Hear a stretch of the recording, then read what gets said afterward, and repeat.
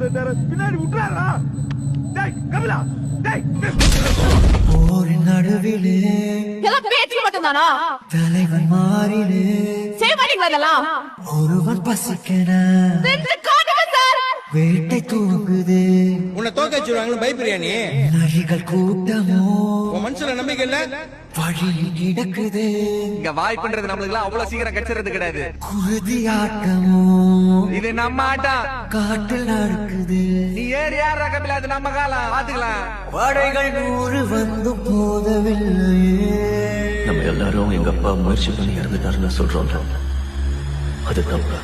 தடுக்க வந்த பதையும் வெல்லவில்லை. என் அப்பா இறந்து போயிடுவேன் தெரிஞ்சேதான் முயற்சி பண்ணிருக்காரு. போர் கண்டு